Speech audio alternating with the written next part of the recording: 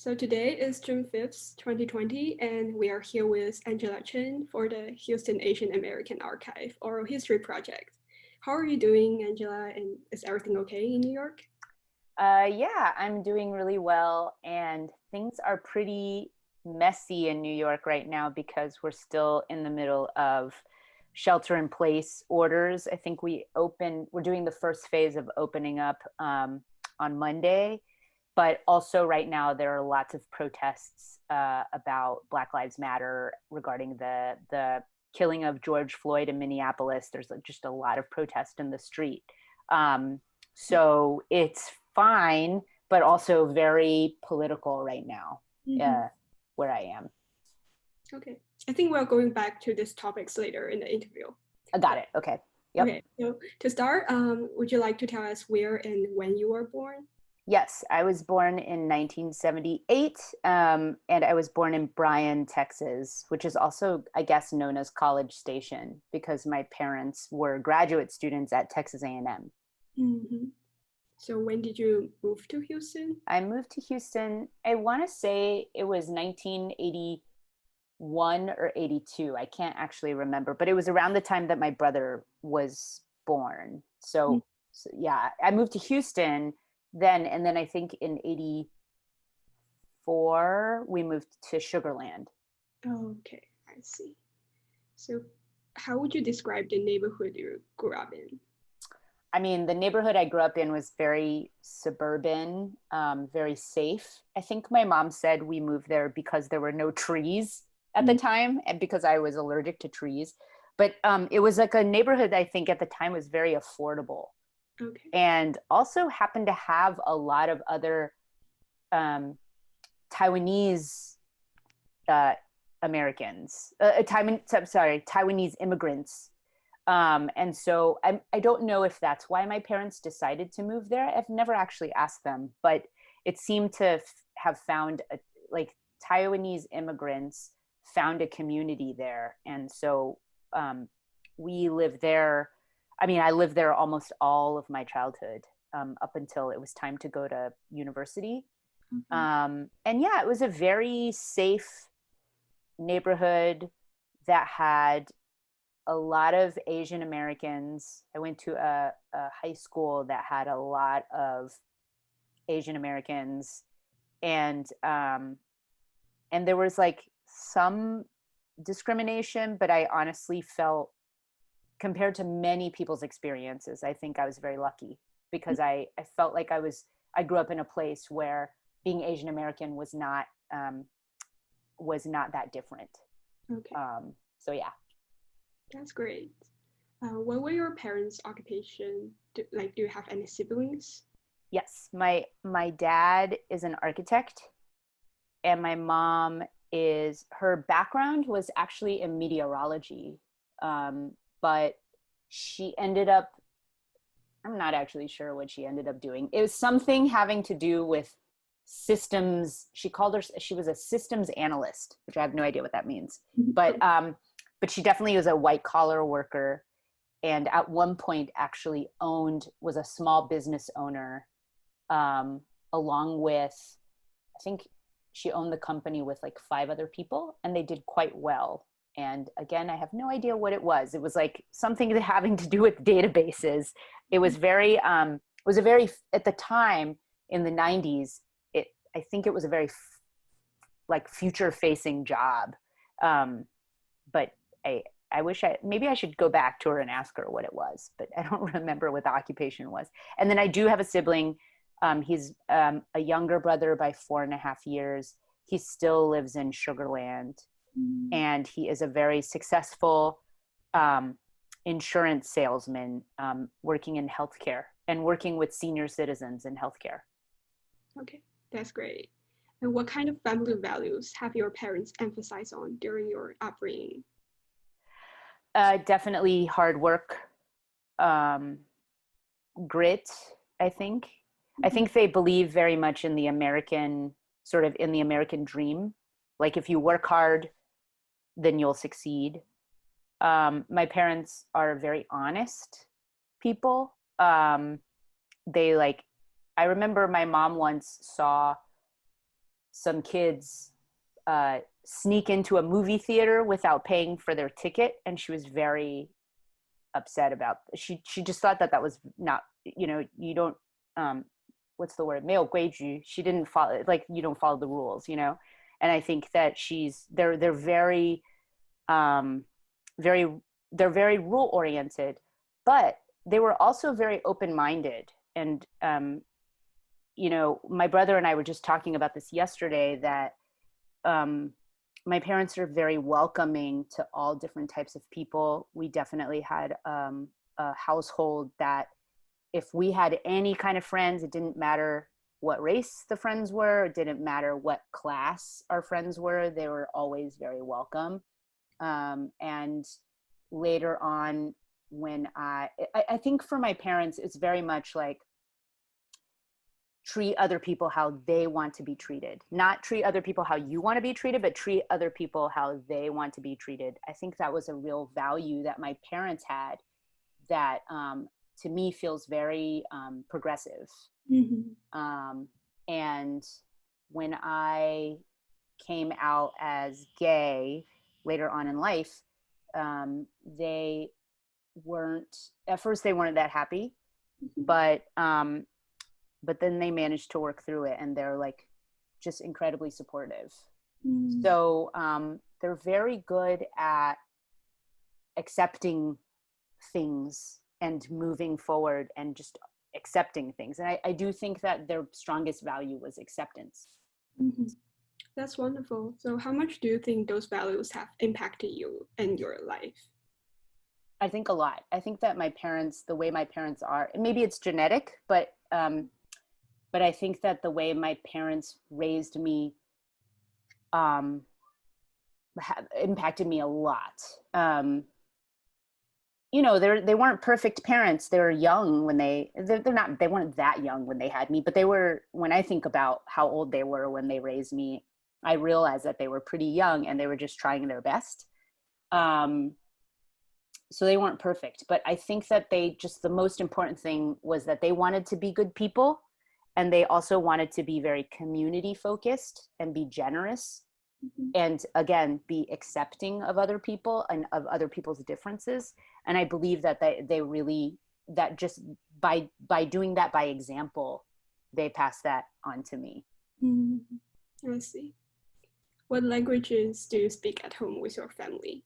I speak Mandarin, Chinese, and English. So like Chinglish. I'm pretty fluent in Chinese because when I was growing up, my parents, my mom in particular, was pretty strict and didn't really let me speak.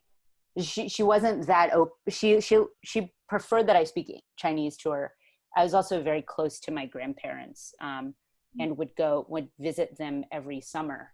Mm-hmm. and spend the entire summer with them. So my Chinese is pretty fluent, and we don't, we have a language barrier sort of, but not really. Mm-hmm. That's cool. Yeah. You said you were like, when you were in Sugar Land, you were like mm-hmm. On lots of Asian people. So mm-hmm. you have those kind of awareness that being Asian is kind of different, or being Asian is kind of, I don't know. Yeah.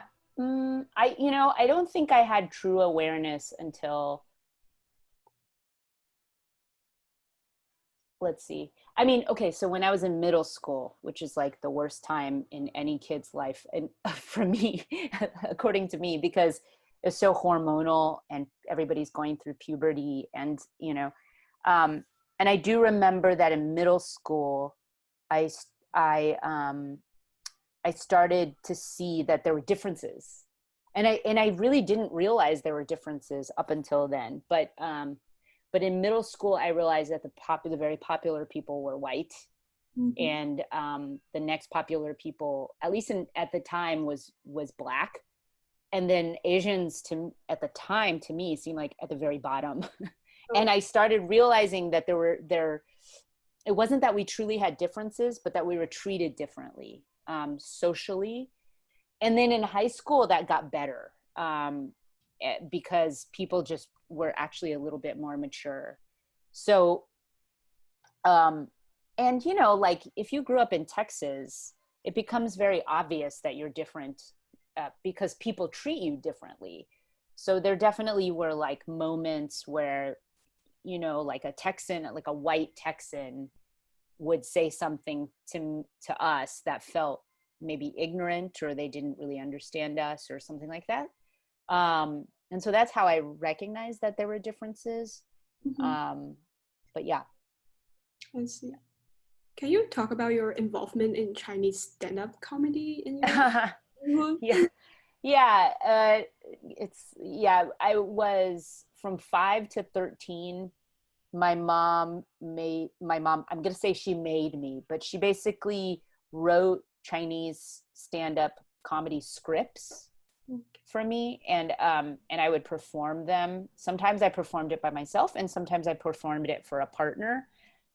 We performed it at like Chinese community gatherings and galas, and they weren't, I mean, it was kind of funny, but it was mainly because we were kids born and raised in Texas uh who could speak fluent Chinese and make jokes. Mhm. And I think that, I mean, my theory is that we were very popular, and my theory was because it was very comforting to the to the Taiwanese and Chinese immigrant community that their children could speak fluent um, Mandarin Chinese and also be fluent in English and be very confident. Because I think there's always a worry when you move to another country that your child won't be able to assimilate or adjust to the Mhm. culture there. But there's a worry that your child will forget about the original culture, forget about Chinese culture. And so I think to them, they were very comforted that we were able to embody both pretty comfortably. I see. So yeah. Do you think that kind of experience has influence in your later career or Yeah, like? I think so. I mean, I think that I was always, again, I don't know if it was genetic. Like my mom clearly enjoyed writing scripts and clearly enjoyed putting on a show. She's kind of a type of personality that likes to produce things and like she likes to put it on events. She likes to do stuff like that. And it did help me feel pretty comfortable speaking publicly. And actually, right now I work at TED Mhm. conferences, like TED Talks, and so which is like all about speaking on stage, you know. And so I feel pretty comfortable in the world of like public speaking, and I think that definitely had a lot to do with my upbringing. But also, I'm not interested in pursuing like a public facing career in terms of like I don't like to speak on stage. I'm just comfortable doing it. I would much rather be behind the camera and be Mhm. behind the scenes, which is the kind of work that I do at TED, and it's also the kind of work that I do in filmmaking, is to be behind the camera, and make things happen that way instead of be in front of the camera like an actor or something like that. Okay, that's cool. Yeah. What college did you attend? I went to University of Texas at Austin for my undergrad, and I was in the College of Communication in the radio, television, and film program. And then after that, I graduated, and then 2 years later was accepted to the New York University's graduate film program, where it was a small program. I think my class had like 36 people at the time, and it's a very intensive conservatory style program where all you do is make films, and learn about filmmaking, and learn about New York and filmmaking in New York. Mm-hmm. So yeah, that's where I went to school.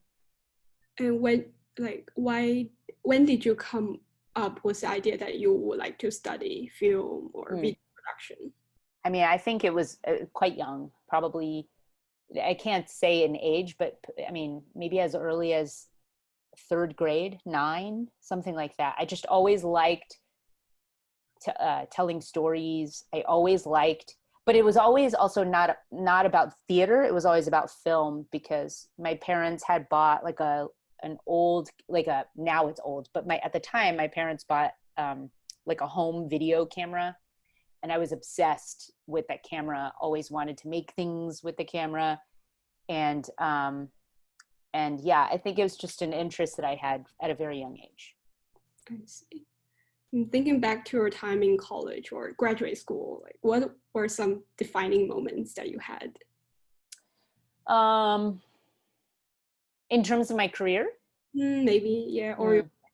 in general. Yeah.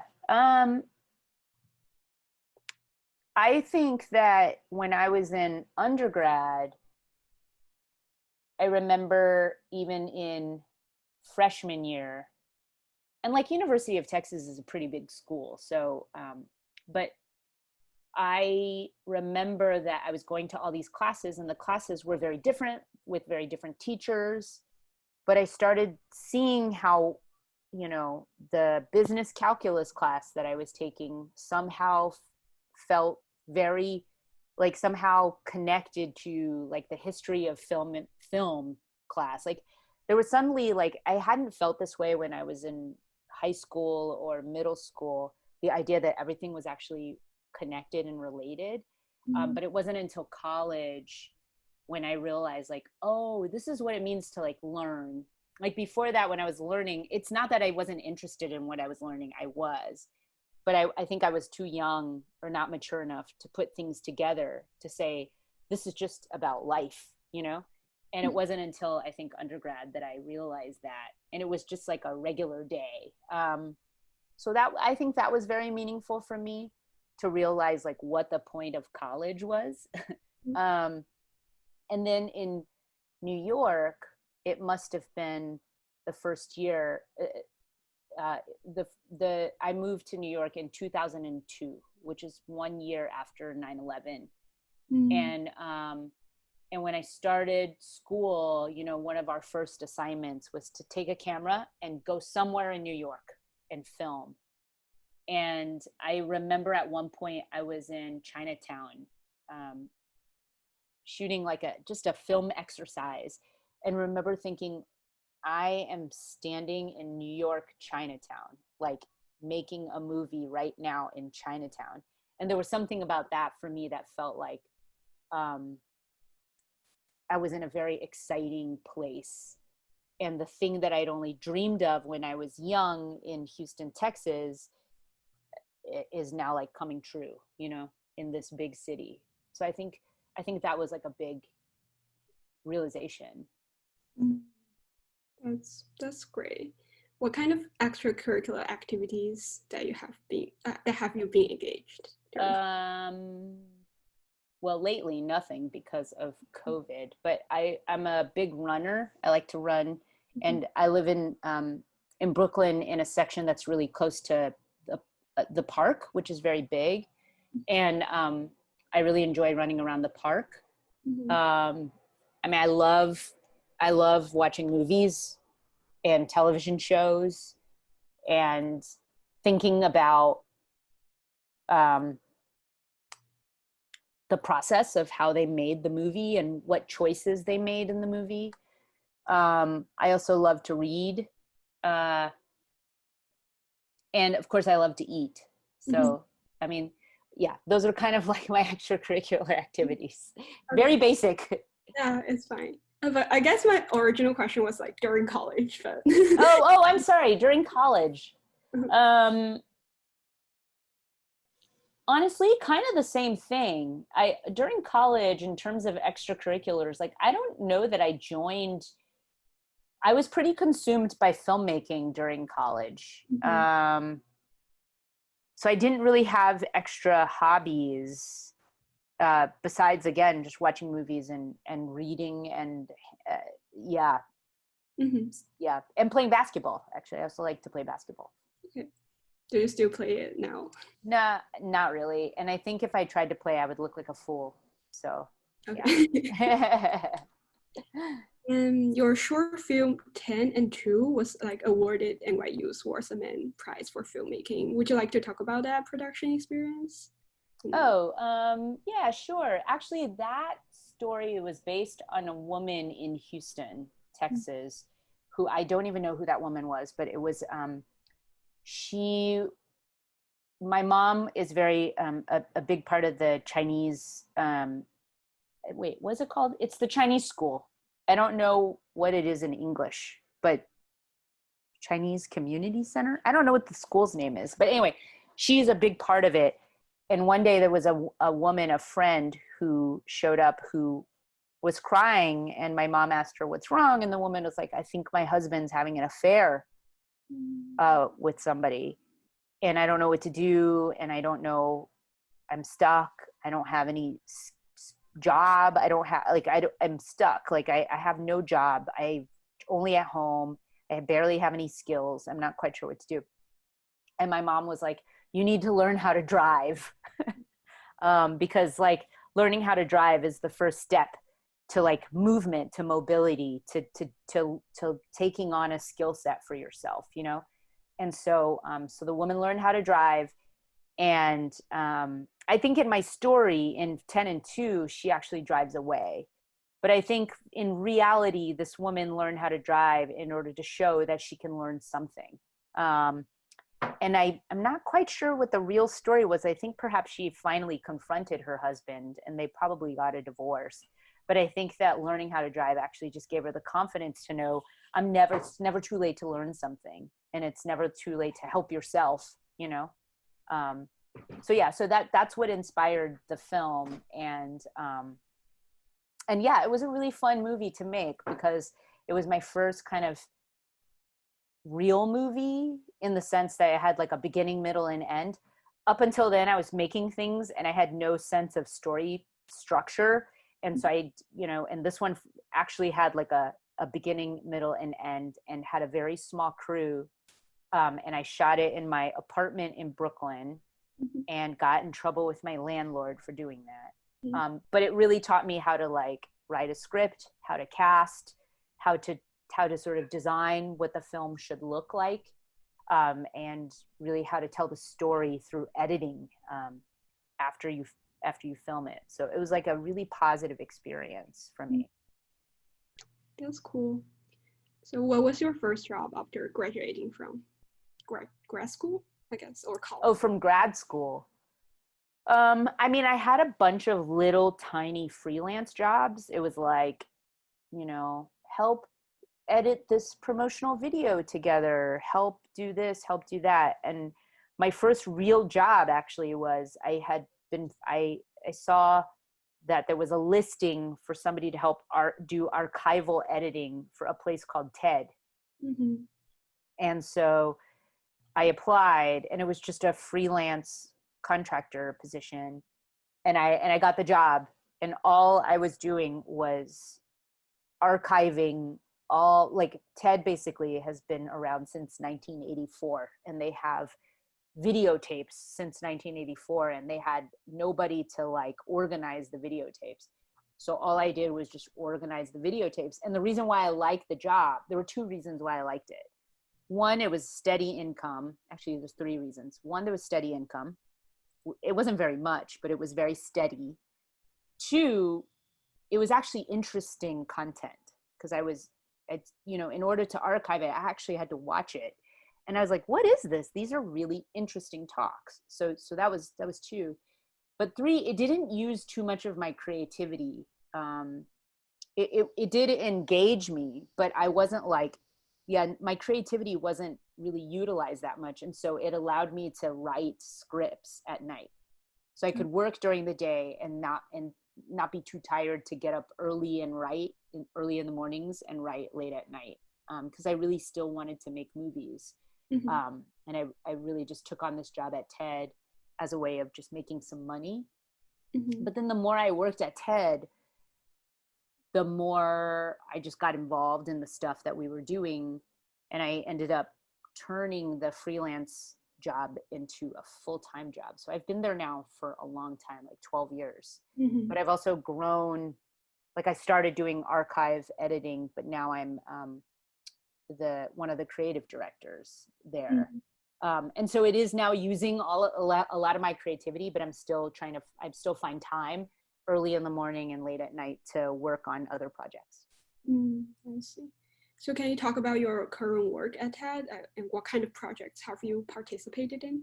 Yeah, so I started off, once I finished the archival editing at TED, I also learned how to encode videos, which that sounds kind of boring, but actually it's very interesting because at the time, digital video and things like YouTube just started happening.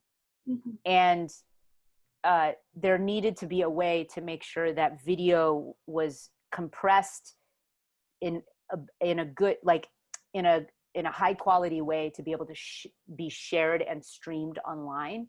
And so I was that person who was encoding all these old videos to make sure that they played properly and in good quality online. So again, it sounded boring, but it was actually quite interesting. And then after that, I did a lot of media managing, which again sounds boring, but is interesting. It's where it's when you film a lot of things, when you have a lot of film, somebody has to organize the film and categorize it and be able to give that film over to the editors. And so as I was that person, this sort of media manager.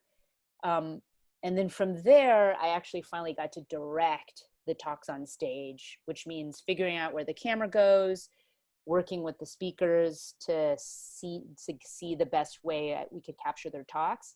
And today I'm the creative director of a team at TED called Format Development, which is really just reimagining what talks could look like off stage. And so we make short form videos as well as podcasts. And my day is pretty consumed, like listening to rough cuts and giving feedback and notes and working with speakers. And like I said, also creating podcasts and developing podcasts. Mm-hmm. I see. I remember you were involved in two projects, which are Small Thing, Big Idea and DIY Neuroscience, right? Can you Yes. talk a little bit about them? Oh, DIY Neuroscience was a video series that we did with a scientist called Greg Gage, who is just he's a neuroscientist, really interested in how the brain works and does tons of experiments on having to do with neuroscience, but is also like a great speaker on camera. And so we just worked with him to create like a 6-episode series on like the topics that he was interested at the time. And then Small Thing Big Idea it is still like a short form video where we take everyday objects and we talk about the design of that object and why that object changed how people do things. So objects like chopsticks or the coffee cup lid, or what else? What else? There's so many. Surfboard. Mm-hmm. Just being able to look at an object that you sort of don't think about anymore, and then realizing that the actual invention of that object has actually shifted how we engage with the world. And it really is meant to be a series that makes you realize how amazing human beings are, and how creative people are.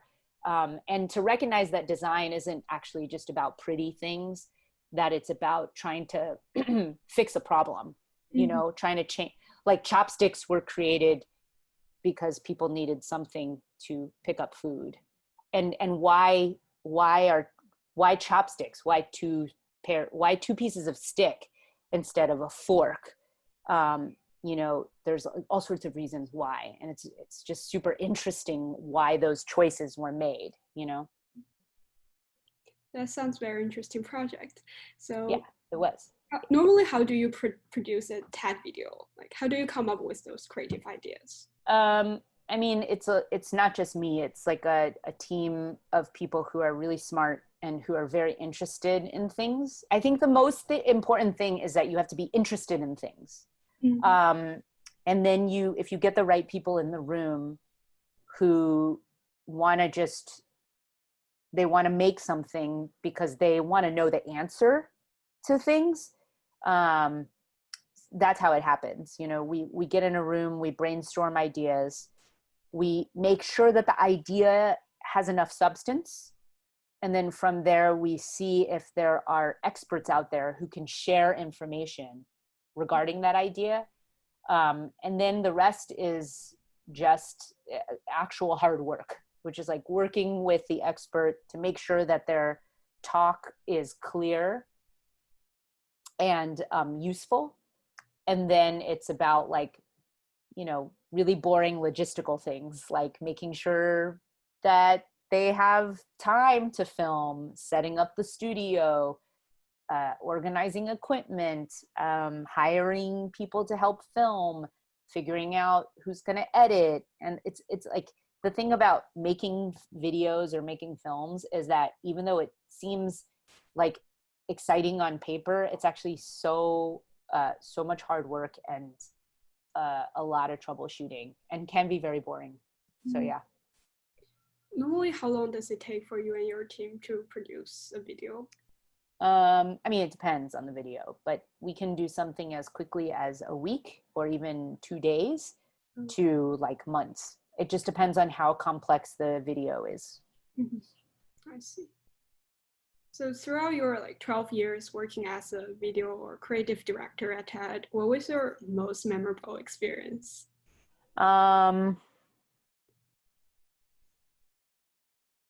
One time we had, we produced a bunch of TED Talks on a boat, and the boat was, it wasn't a cruise ship. It was a National Geographic boat that was meant for explorers. And so we were on a boat with a bunch of marine biologists and scientists, and it was in the South Pacific, so really far away. I mean, it was probably the furthest point I've ever been from here. And that experience of producing of an event on a boat was really hard because you're jet lagged and you're seasick and also very tired because you've just flown, you know, halfway across the world with all this equipment. But it was a really eye-opening experience because we're part of the world where I don't think I've ever seen the ocean was a very deep blue that I have never seen that kind of blue before. And we were with marine biologists, so they were able to show us the craziest, you know, like at one point, I didn't go, but a bunch of people went nighttime diving and saw sharks that like glowed in the water. It was very scary. At one point we filmed a talk in the ocean. Like literally the speaker stood in the ocean and we filmed him with like a camera, and it was very scary because if you drop the camera, the camera would, you know, would break. So I think that was probably one of my most memorable experiences because it was so adventurous and it was so far away and so hard. I see.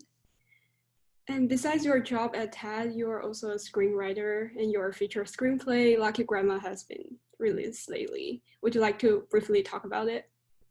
Yeah, sure. So Lucky Grandma was a project that I started with the director and also co-writer, Stacey Seeley, who I went to film school with.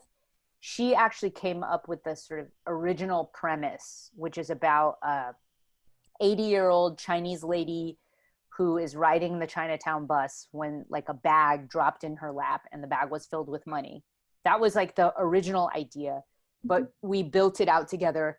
And for 5 years, we worked on the script and we really loved the story, but we could never get funding for it because people just kept on saying that like there was no market for a movie about an 80-year-old Chinese woman. You know, there's barely a market for a movie about Chinese people in the United States, much less an 80-year-old Chinese woman. So we did, you know, for a while we kind of gave up and put the script in like a drawer. But then Tribeca Film Institute a lot in partnership with AT&T, had a program called Untold Stories, where they would pick a winner to give them $1 million to make their movie. And the only criteria is that the screenplay had to be something that people have never seen before. And they approached Stacey about submitting something, and Stacey remembered Lucky Grandma and, took it out of her desk and like blew off the dust and turned it in. And we were picked as one of the 5 to pitch the project in front of like a room full of like celebrity judges. It was kind of like a TED Talk meets Shark Tank. And Stacey and I really practiced for the pitch. And then when we finally pitched, it was a live pitch, like it was on Facebook Live, all this stuff. And we weren't really sure if we had won or not afterwards. We felt good about the pitch. We weren't sure that we won. But then that very day we were told that we had won, and we were super excited. But it also meant that now we had to make the movie for $1 million, which, crazy enough, is not actually that much money to make a movie. So that it was kind of a long 5-year journey to get the movie made. So can you talk more about how did you come up with the story?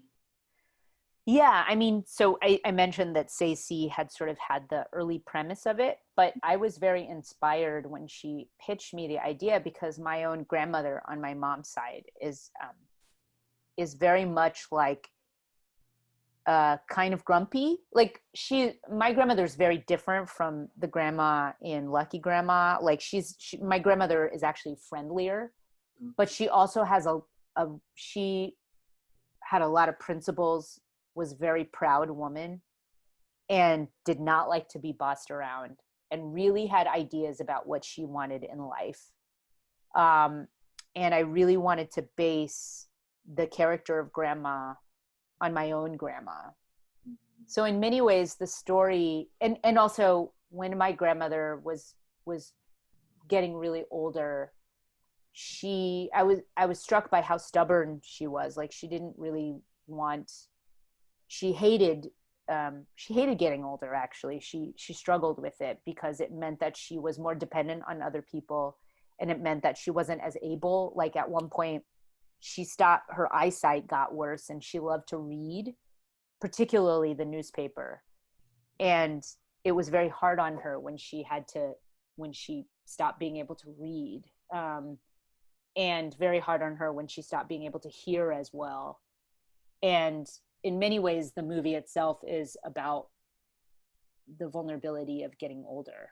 And I wanted to reflect my own grandmother's experience with getting older, and our own. I mean, all of us, I think, have feelings about getting older and being more helpless.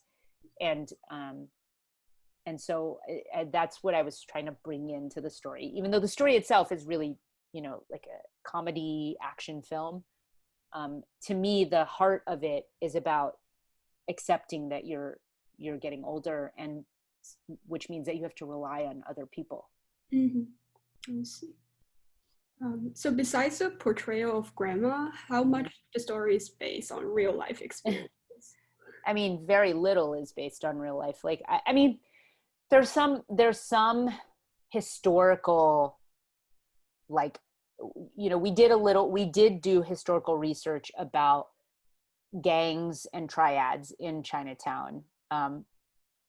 Those gangs and triads were mainly more active in the 90s. They're not very active now. But some of those characters are sort of based loosely on characters from gangs and triads that we had read about. But for the most part, I think the heart is based on real life, but the story itself is pretty unrealistic. I mean, there's not really, and so I can only say that the spirit is rooted in reality, but nothing else. I see. Yeah. What kind of messages are you trying to convey through the film? Again, I think it is about vulnerability and aging, and how difficult it is to accept vulnerability. I also do think that we don't see enough in the United States. We don't see enough movies about Chinese or about Asians, but we also don't see enough movies about old people who are the main characters.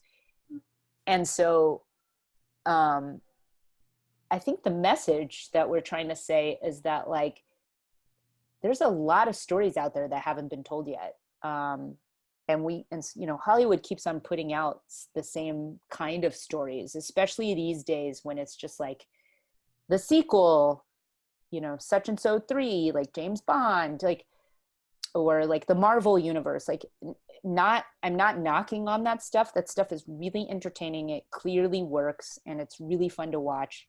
But there are also so many other stories that just haven't been explored yet. And we have not run out of ideas. And so I think that for me, it was really very much like, hey, 80-year-old Chinese women can be main characters and superheroes as well. That's basically what we're trying to get at. I see. So in the film, like we see grandma as a figure of strong Asian elderly, which subverts the traditional obedient or good Asian American women stereotype. Do you consider the representation a kind of feminist? Yeah, I would definitely say that both Stacey and I would identify as feminists. And I think that, what that means to us is that all women have a range, like every single woman has a different experience and has her own experience that is worthy of telling. And really what we wanted to do was to try to tell one story about one woman that felt complex and didn't feel like she was the girlfriend or the mother, or like she is somebody's mother, she is somebody's grandmother, but she has her own world going on that has nothing to do with just being a mother or being a grandmother. Mm-hmm. So how does this add to the representation of Asian American, do you think? Yeah, I mean, I think that there's just, honestly, if there's something that's missing right now in the United States, there's just not enough stories that are about Asian Americans, period, on screen. And I would like to see different stories about Asian Americans, because we also want to recognize that like it's weird to even lump every Asian American into a group. Like there's so many different kinds of Asians and different kinds of Asian Americans that that even though as like a group of people, it gives us some kind of political and cultural power, we have to recognize that we're not a monolithic group, you know, and we have to recognize that there are, you know, there's just a huge range of human experience that can be found in every single Asian American person living in the United States right now. I mean, the fact that people don't even know that there are tons of Asians in Houston or in Texas, I think is kind of, it's because everybody, when we tell the story of Asian Americans in the United States, we only think about California or New York. We don't think about places like Texas or Illinois or Minneapolis or Florida. I mean, like Asian Americans are everywhere, and so I'd love to see just a diverse set of stories about Asian Americans. Mm-hmm. Yeah, that's wonderful. And at the same time, I also noticed that you have been representing grandma as a stereotypical Asian grandma as possible. Like she frequents fortune tellers and she jumps lines, which would sometimes relate to the negative side of being Chinese, I guess. Mm-hmm. What do you have in mind in showing her like in this manner, using these details? Well, I mean, I think that I think that honestly, we weren't really thinking about her being stereotypical in that way, right? Like the fact that she's so superstitious and goes to the fortune teller is literally based on Stacey's own mom, who is quite superstitious. And the fact that she jumps lines is, yes, it's 100% a negative stereotype of like Chinese women, but it also is for us still character based. Because when you think about the choices that grandma makes, it's always about strong choices. I'm a strong woman and I don't care what you think about me. And if you use that as her main characteristic, then it would make complete sense that she would push her way up into a line to get the best seat. I think that there'll be plenty of other opportunities for me to tell stories that that again show like a diverse experience, a diverse range of experience in women.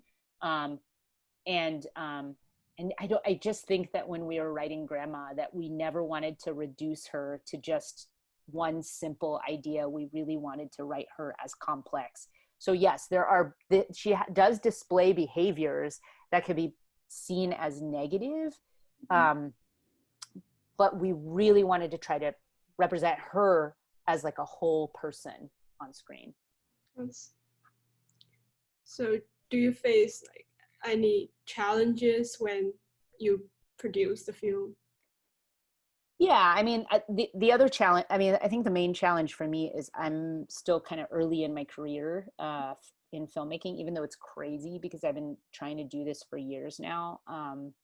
And the challenge that I have is that if I want to, I think the challenges that I have are the sort of limitations that a lot of Asian Americans face in the entertainment and filmmaking industry, which is that there's a real belief there. I think there's a belief that there's not always a market for Asian American storytelling, and B, Asian Americans can only tell Asian American stories. And I think that both of those are just not true. Mm-hmm. So there is perhaps one day where there is now like a hunger inside me to tell stories that aren't about Asian Americans, period. Mm-hmm. And like, that's a big road for me to try to have to prove to a bunch of, white executives that I can tell that story, even though of course I can. I was born and raised in the United States. And then separately, there also is a hunger in me to tell Asian American stories. But if there's no market for Asian American stories, then, or if people believe that there is no market, then that becomes an obstacle to get that story pushed through. Mm-hmm. I see. Yeah, I think your movie is definitely a meaningful step for diversifying Asian American representation.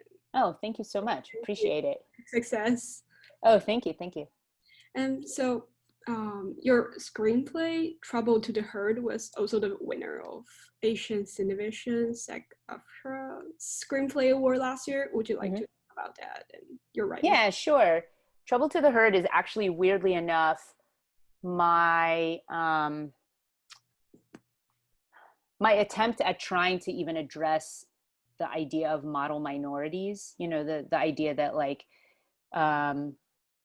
I'm just gonna focus on like Chinese Americans right now and just sort of cut out all the other Asian Americans, because truly I can only speak about being Chinese American and like Taiwanese American, which is that for a lot of like Chinese Americans, there is this idea that Chinese Americans in the United States work hard, are pretty quiet, follow all the rules, and end up becoming sort of embodying the sort of model minority stereotype.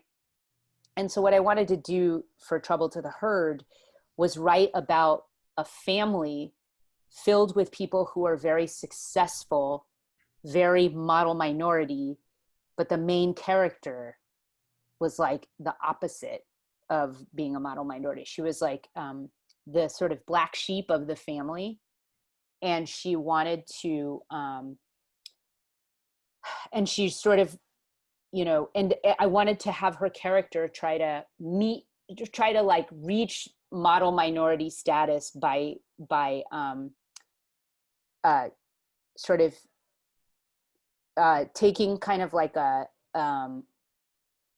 what's the word? I'm having a hard time thinking. She tries to like be successful in a way that normally we wouldn't, we like in a very unorthodox way, which is to marry like a white Texan rich guy, thinking that she could kind of trick him. And in the end, he still tricks her. And I think that the thing that I was trying to play around with again was just was about the American dream and how difficult it is to reach the American dream, that it's kind of filled with traps. Mm, I see. Mm. So, as a relatively young director or screenwriter, to delve into a career that demands rich life experiences and cultural understanding in a currently racially complicated background, what are the pros and cons given your young age? Wait, sorry, can you say that again? That was long. Say it again, sorry. So, as a relatively young director or screenwriter, to delve Hmm. into a career that demands rich life experiences or like Hmm. cultural understanding in a complicated background, Got it.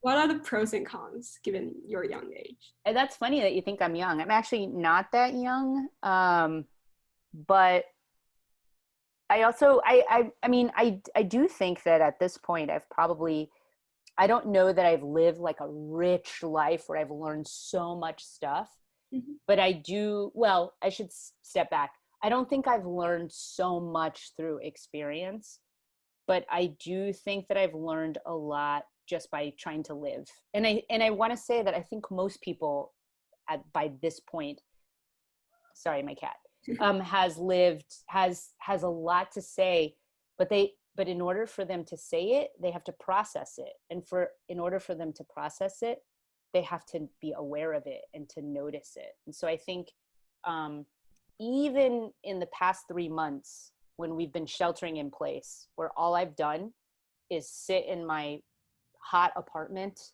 staring at my computer, um, I feel like I've learned a lot just by reading about the world, thinking about the world, and noticing what's going on in my own head, and making sure that I'm always double checking that what I think in my head is like not in a bubble. Mhm. Um, Again, I guess my point is that if you keep on learning, then there's so much to make movies about, you know. Yeah, that's great. So, what are the challenges of indie movies, do you think? Like, how do you keep a balance between finances, practicalities, Oh, yeah. authenticity? Oh, indie movies are not great for finances. I mean, it's indie movies are very expensive, or they're there's not enough money to make indie movies, and you will never make money in indie movies. And it's precisely why I have a full-time job while still trying to make movies. But I'm also not, I guess there's a reason why I didn't go to Hollywood to be part of the Hollywood system. And I don't think it's because I wouldn't have liked it. I think it's because I really just love New York. And I what I love about, and like, I think if I did move to LA and I tried to pursue something in Hollywood, and who knows if I would have been successful. But if I did, I think that I probably would have enjoyed it, probably would enjoy it. It's just that, like, what I love about New York is how much it has to offer. It's in New York, it's not just about movies. Like in LA, sometimes it seems like it's only about Hollywood, but in New York, it's about art and photography and activism and community and education. And there's just so much to offer here. And also, my job at TED allows me to be constantly learning because I'm constantly meeting scientists. I'm always learning about a new topic. Um, I think that, yeah, I don't actually remember your question all of a sudden. I feel like I'm just kind of rambling. Oh, Did I answer the question? yes. Okay. Yeah, Sorry. It's yeah. the end of the day and it's been a hard week. So I'm kind of feel like suddenly I'm just rambling. Oh, you're good. Okay. Okay. So you also directed a bunch of short films or videos, I think, on your website. Yeah. I'd like to talk about your involvement in those projects. Yeah, actually, there are 3 other films that have not been released yet. They're short films and they're part of like an Asian American collective called Type A. They're all like short films that are singled around just the Asian American experience of living in New York. And and there's 3 more coming out. And it was really a way for me to practice directing and writing, and a way for me to just make sure that I was working with fellow Asian American actors as well, and just making sure that I was, again, practicing. And just, I think that 2 of the 3 films are pretty good. One actually came out, I think, really good. And then one I think was a little bit of a failure, but but I'm still, so part of the, here's the thing. I think that I grew up being very afraid of making mistakes. And I want to say that it's probably partially my personality, but it's also partially being, having an Asian upbringing, because you want to, and probably being a girl. So like, you don't want to put something out there until it's perfect, you know, because and so it makes you afraid to try things, because you're afraid to make mistakes. And so I'm learning more and more how to put things out there, even if it's not perfect, because that's what a lot of white people do. I think a lot of like men don't have problems doing things and trying things, and if they don't succeed, they just try again. And I think a lot of women try something, you know, I don't want to like generalize about women. I think I have had in the past, a tendency to try something, and then if I don't do well the first time, I just won't do it again. But I want to be a filmmaker, a good filmmaker, so much that I'm realizing that part of the process is that even if something's not perfect, you have to put it out there, because you need to be able to learn from it. And you also, you need to be able to have people look at it and watch it and be able to give you feedback about whether or not it's good. And you have to also like learn how to grow a thicker skin, and so that even if you know that people didn't like something that you made, at least you tried to make it, you know? And so that's all a long way of saying that I'm putting out 3 videos probably later this year through the film festival circuit first, and then it'll be online. And that like a few of them are not perfect, but I have to like force myself to put it out there, because it's good for me, to grow. What kind of impact do you like to bring through those videos or films? I think I just want, those films, the core audience really is an Asian American audience.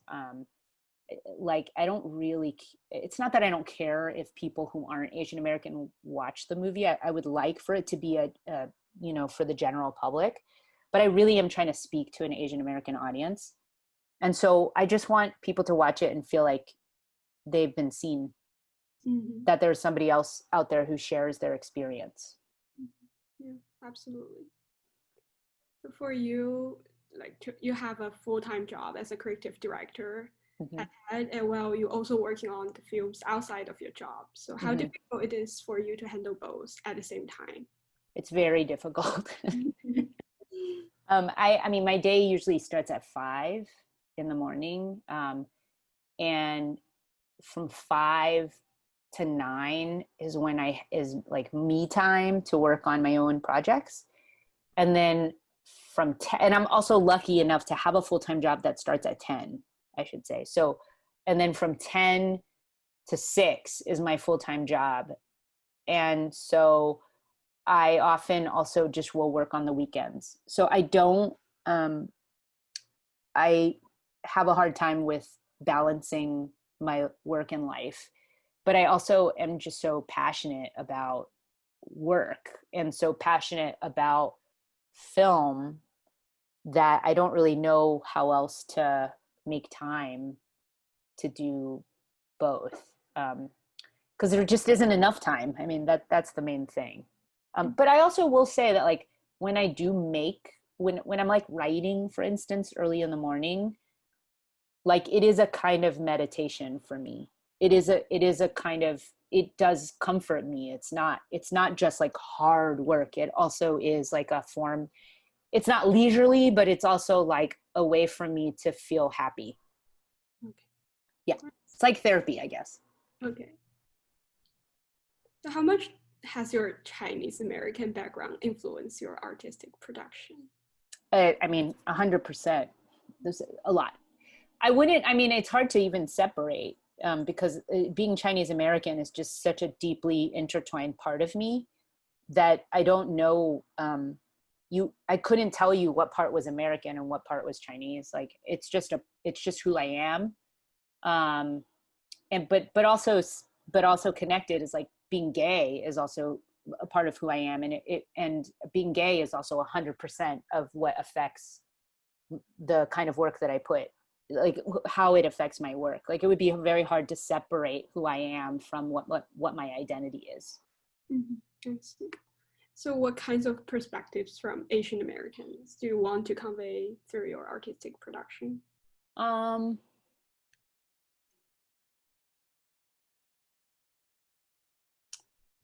I mean, I don't know. I have to think about that. What kind of,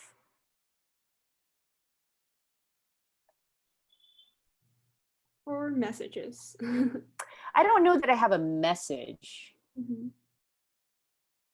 but I do think that, I was really raised in a, in a, in a family where I didn't mention this value, but I was raised in a family that really values loyalty, where it's very much about, um, what I do affects the rest of my community. And I think in the United States, there's a real value of that like people really value independence, you know, like, everything I do it for myself. I think for myself. I make independent choices on my own. And that's a very dramatic, like, obviously people are much more complex than that, but like, there's like the sort of Asian value of loyalty, doing something for the group. And then there's like the American value of independence, doing something for yourself. And obviously you want a mixture of both. But I think that often in the United States, there's a lot of focus on the independence and the self at the expense of thinking about the community. And when I was, at some point in my life, I thought being independent and thinking for yourself is very important. It's more important than loyalty and a sense of community. And as I've gotten older, I'm not so sure that that's true anymore. So I think that being Asian American for me is always wrestling between me versus us. And I think that my stories are probably almost always about like me versus us. And as I've gotten older, I'm not sure which one's more important, I see. So do you think that kind of conflict between your like two identities have helped you complicated your story? Or Yeah, absolutely. And I also do think that like recognizing that stories are complicated and people are complicated is part of art, yeah. I don't think if you don't try to tell complex stories, then you're probably just making propaganda. And I think it's really important to say, like, people are not good or bad or too selfish or not selfish enough, or all that type of stuff. Like, we need to recognize that things are always messy. And I think that that's what's the most important part of filmmaking and storytelling, is to be able to tell messy things, and so yeah, I think that being pulled between two directions is a big part of who I am, and a big part of film, like interesting storytelling, always. Definitely. So you've been staying in New York for like 20 years, and but I also noticed that you have many stories related to like, Texas or Yeah. So how do you think your experience living in two different places affected your artistic production? Yeah, I mean, I think that there's a lot of misconception about the North versus the South. I guess we'll go ahead and count Texas as the South, even though it's really like the Southwest. People really think that in Texas, it's like just like cowboys and racism, something, Mm-hmm. and it's very complex. It's not, Texas is a complex place as well, and And, you know, in the North, you think like here, it could be diverse and everybody could live together. But in fact, in the North, it's pretty segregated. There's, you know, when you, like Chinatown is Chinatown, there's not a lot of mixing of cultures, actually. It's like a lot of cultures living next to each other pretty peacefully. That's great. But it's not actually as integrated as we think it is. Whereas I think in Sugar Land, at least when I look back at now I don't know what it's like now, even though my family still lives in Sugar Land. When I look back at my yearbook from high school, the diversity was very mixed. Like there were lots of photos of friends, and it was like two Black people, two Indian people, some people from some Vietnamese Americans, some like Chinese Americans, and there were like a group of friends, like for real. And I've never seen that in New York. So like I think that the reason why I'm so drawn to Texas is because it's also very misunderstood, you know. There's like one story that people tell about Texas, and it's not true. It's not enough, you know. Mm-hmm. In pop culture, we've seen the rise of Asian American representations, like Rich Asians, Farewell, and also this year we got an Oscar winning The Parasites, which is also a foreign Korean film. What do you see the changes in the representation of Asian Americans in our country? I just think that the changes are that like it's just reflective of the fact that we belong. That's all. I think that there's a real narrative that Asian Americans are too different and too exotic for a general public to understand. And I think more and more there's a recognition that Asian Americans are just Americans. And that even though their stories represent a very specific experience, that it is a part of the fabric of being American as much as any other race or ethnicity. So I'm hoping that trend will continue to grow, and that it'll broaden out to include a lot more narratives and stories and say, these are all American stories. And I mean, I would even say like, you know, like on Netflix, have you seen Never Have I Ever at all? The Mindy Kaling, like that's a story about an American teenager.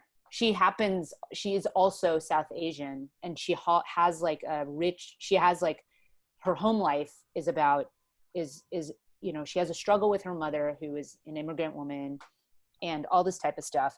And she does have an identity, a South Asian identity, but like for all intents and purposes, she is trying to be an American teenager and trying to have like American rites of passage. And like that, I think that platforms like Netflix have actually paved the way for the rest of Hollywood to follow, because Netflix itself is trying to be more of a global brand. The fact that they're licensing like Korean soap operas and all that type of stuff, and doing like a reality show with Marie Kondo and having her just speak Japanese instead of trying to make it into some American show. They're not even bothering doing that. They're just saying they are a global brand. And I think that there's just going to be more and more stories that allow for us to see not just global brands, but also see stories from Asians who are in the United States that are just American television shows or American movies, you know? Yeah. So do you think some Asian movie stars have been like typecast into particular stereotypes? Oh, 100%. Yes. Yeah. And like, obviously that's because these, by the way, when we were casting for Lucky Grandma, like we came across so many incredibly talented Asian actors, and they're just simply like, the reason why they're typecast is because the parts aren't being written for them. Rich, you know, complex characters are not being written for Asian actors. And also Asian actors aren't getting parts that are like rich, complex characters. They're getting parts to play like doctors and scientists and hackers, you know, stuff like that. Mhm. So how do you think we can counter this trend? I mean, I think, like I said, movies like Crazy Rich Asians, The Farewell. I think people like, I think, you know, uh, talented folks like Mindy Kaling and Alice Wu and Stacey Seeley are trying to pave the way. Oh, and Aquafina, sorry, are trying to pave the way um, for stories about Asian Americans that feel very different, you know, that aren't always about the struggle between you and your parents, for instance, like, which is like every Chinese American movie ever, you know. um I'm hoping, again, nothing against talking about the struggle between a kid and their parent in Chinese American movies, but like there's just more to it than that. And I think that we're seeing a generation of filmmakers who are trying to pave the way. And I think the only way to do it is to just keep on doing it. Mhm. Okay. So how do you see your film, like Lucky Grandma, different from the ones we've mentioned above? I mean, I would say that I don't like. I would say that what we wanted to do was to make a movie that entertained people, where the main character was somebody very non-traditional. Um, and I don't know what the intentions, I can't speak for the intention of the other movies, but like that's simply what we were doing, and we were writing about something that we felt like we knew about in a world that we wanted to explore. So I don't think we had a big mission beyond that. And so it's weird to say how it's different, but I think that's like, I think the intention is to entertain. Okay. What do you think of the future of Asian American movies in the States? Will they ever be as popular as the mainstream movies, or will they just be always be considered as niche movies? um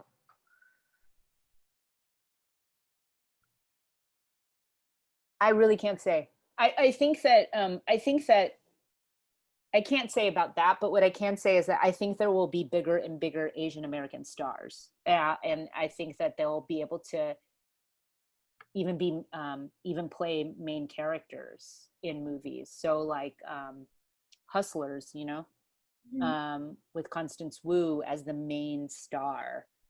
I think there'll be more opportunities for Asian American actors to become leading roles, to play leading roles that aren't always movies about being Asian. Mhm. And that really is, I think, that's really my hope. Um, yeah. Mhm.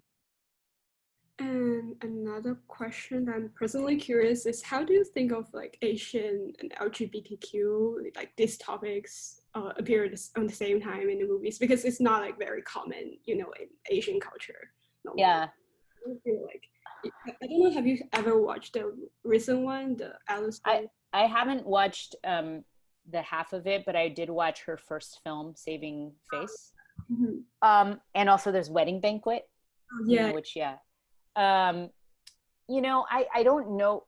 Are you saying why are there so many like queer LGBTQ Asian movies when it's not really a big topic in Asian culture? Is that what you're asking? I guess what I'm asking is, how do you think there's, yeah, probably like rise of this kind Yeah. of topics? Um, I don't know. I actually don't know. Mhm. But I will say that it's a really, it's a good recipe for conflict because being Asian American in the United States, there are some inherent conflicts, right? Uh, because there's that question of belonging, like, how do I belong here? Even though I was born here, do I belong here? And then if you are also happen to be gay, there also is a question of belonging. So it's like a double belonging thing. And so for me, there's like a lot of storytelling richness in there because it's just, you know, storytelling is about conflict. It is about conflict. It's not that interesting if there's no conflict. And so being able to do the double, trying to explore something that has double conflict like that is already very juicy, and there's a lot to think about and write about and to film. So yeah, absolutely. So do you see yourself continue with topics related to Asian Americans? If so, like, can you describe other topics that you have in mind? Yeah, I think I touched a little bit on like the whole loyalty versus independence. I think that's like a big topic that has been on my mind a lot. And yeah, I do see myself continuing on telling stories about Asian Americans 100%. But I also see myself telling stories that aren't about Asian Americans, or that don't have Asian Americans as like, that's not a central core thing. I can see that happening as well. I'm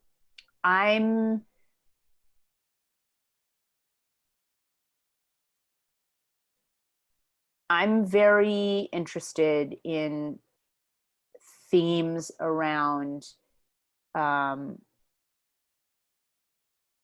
like acceptance, I think. No, I don't mean like I don't mean acceptance like being accepted for being gay or something like that. I mean like we're all, I think it's actually kind of Buddhist. It's sort of like we all have, human beings all want things that they don't have, and they don't want things that they do have. And the whole point of life is to learn how to be okay and how to accept that sometimes you will not get what you want, and that the thing that you have to actually try to cherish. And I'm really interested in topics like that to try to explore. So that doesn't necessarily have to do, you don't need to have an Asian American character for that, but to me it's kind of an Asian idea. So how do you go about looking for stories?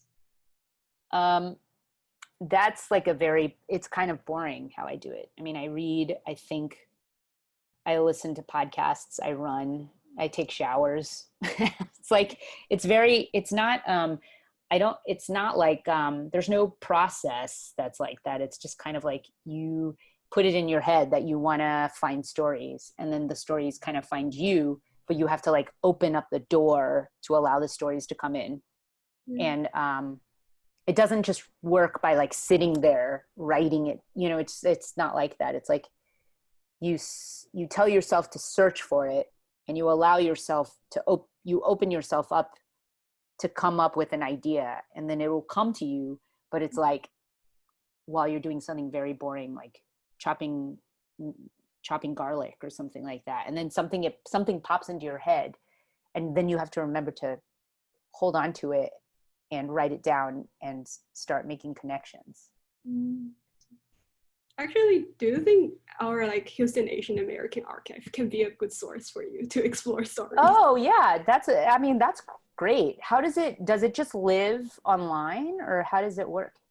We have an online archive. Basically, there are like a bunch of different stories related to Asian Americans in Houston who have lived in Houston.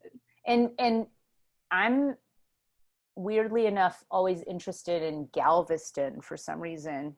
I don't know why. I think it's because it's so polluted. I have no idea. I'll have to think about it. But that's okay. That's cool. That's really interesting. Yeah, that's cool.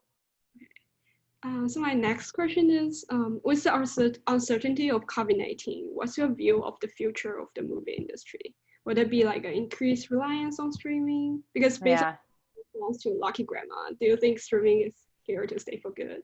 I mean, streaming is definitely here to stay for good, but also, I think that COVID-19 really brought a lot of independent theaters, small theaters, and has brought a fair amount of the indie movie scene to its knees. And and it's scary actually. And I hope that it'll rebuild, and I'm not sure if it will. And I honestly have to admit that I don't know enough about the indie movie industry to be able to speak very smartly about it. But what I will say is that somehow people have a way of being deeply creative and deeply entrepreneurial when it comes to telling stories. And the future of the movie industry may look very different from what we know of it now, but that I don't believe that means that good filmmaking, good storytelling will go away. Mhm. Yeah. And speaking of COVID-19, as we're now in the middle of it, like, do you see any parallels in the history with what happened to Asian Americans today? Hmm. Give me an example. I mean, Uh, like, I mean, probably some racist attacks against Asian. yes. Oh, yeah, yeah, yes. Yeah, I mean, I think that historically, whenever, like, when we talk about xenophobia, one of the easiest sort of xenophobic um, lines of thinking is that like Chinese people or like Asians are dirty. Um, and so certainly the fact that in the early days, the coronavirus was um, connected to China and to people of Chinese descent, like really fit very nicely into that narrative that that people who came from China, who came here, brought with them disease. And I mean, I think that that kind of storyline still exists regardless of COVID. I mean, there's always some kind of story about like Chinese restaurants in Chinatown not being very clean and stuff like that. That's all very, very related. The idea that there's like very unsanitary conditions, et cetera, et cetera. Somehow the story about wet markets in Wuhan, like, it feels very mirrored to Chinese restaurants in Chinatown, you know? So, so yeah, definitely. I think that it's very easy. It's very easy to connect disease to a population, to a foreign population. Mhm. How do you think the COVID-19 and also the recent protests against racial injustice have impacted Asian American communities? Well, I mean, I think certainly COVID-19, well, I think we should probably look at it separately, but I think certainly COVID-19 has really affected Asian American communities. I mean, it's affected everybody, right? But like in particular in Chinatown in New York, for instance, the the the decimation of Chinatown in New York is really hard. I think even before COVID hit New York, Chinatown was seeing its business go down, because people were afraid of going to Chinatown to eat, or to patronize places in Chinatown because of the perception that Chinese people had coronavirus. And I'm probably pretty sure that's the same in Houston's Chinatown as well, right? Really affected by just the perception of Chinese people spreading disease. So that alone has really affected, I think, the Chinese community for COVID-19. What I will say about Black Lives Matter and the sort of recent protests in response to George Floyd and Breonna Taylor, that I do actually think that there's some anti-Blackness in Chinese culture, in Chinese American culture, and in Asian American culture, period. I think there is actually a fair amount of racism going on, from Asian Americans against Black people. And I do think that that's something that our communities really does have to address and talk about. And it's very different, like that this kind of racism is very specific to the Asian American community. And it's something, again, we have to talk about and address and reckon with. And it's very hard because it's a generational problem as well. Like, we have to be able to talk to our parents about why it's not okay to have negative stereotypes of Black people. And this part for me is like probably one of the most heartbreaking, difficult parts, in like in particular to reckon with and to figure out. Mhm. Yeah. So has the COVID-19 changed your perspective about the future of Asian American? Um, no, not really. I mean, I hope that Chinatown rebuilds. Um, I really will say that, like, maybe I think perhaps I'm even stereotyping, but I feel like Chinese people in general are very, like, as a culture, we don't really, we're very persistent, I guess. And again, this might be a stereotype. I might be generalizing, but I think that I think that you know, like, at least the way I grew up was like, if you don't succeed, just try again, you know? And, and so I think it probably brought us down a little bit, but I also think that we will find a way, um, to rise back up. Um, so yeah, that's all I can say about that. Mhm. Absolutely. So what do you think Asian Americans can do to promote more racial or social solidarity? Yeah, I mean, I think we can, if I think that we need to confront the fact that we, like, when it comes to the idea of white privilege, that Asian Americans actually do benefit from white privilege. Like, if you look at a list of things that Asian Americans can do without being afraid that they are going to be arrested or killed by the cops, the list is very long. I mean, there's a lot of things that we can do that uh, that um, that like a lot of Black people, for instance, cannot do. And I think we need to. I do think we need to start recognizing the kind of white privileges Asian Americans have and the kind of benefits that we've had from like white supremacy. Um, but I also think that, like, we are not white, and like there are definitely, you know, there's definitely, like, Asian Americans 100% face xenophobia, in a way that, like, is very specific to being Asian. Mhm. Um, so, but anyway, that aside, I do think we need to reckon with the fact that, like, we really benefit from white privilege. And then I think from there, we have to kind of talk to our community and talk to each other about what we can do to support um, Black lives. And a lot of that is, I think it's not just protesting and organizing, but it also is voting. And I, you know, I don't know that Asian Americans always vote. And I do think it's very important to exercise our voice by voting and by, like, being counted as a citizen. And honestly, if you could just vote, that's already like wonderful. So I think that that's the first thing, is to make sure that we participate in like our civic duty by registering our voice. Mhm. Absolutely. And you mentioned model minority myths. Mm-hmm. I'm wondering, like, how do you see that could be a like harm to not only Asian American society but also other?